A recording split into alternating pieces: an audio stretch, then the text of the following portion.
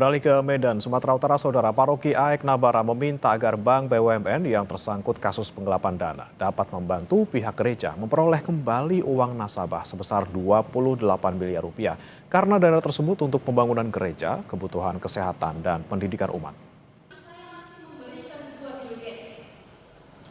Pihak Paroki AEK Nabara kecewa atas sikap Bank Plat Merah yang kurang merespons kasus penggelapan uang kredit Union Paroki AEK Nabara sebesar 28 miliar rupiah oleh mantan Kepala Cabang Andi Hakim Febriansyah.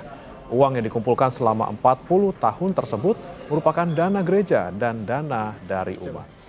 Bendahara gereja menyatakan selama ini pihak bank kurang kooperatif dalam menangani penggelapan yang dilakukan pegawainya. Suster menegaskan bank harus bertanggung jawab.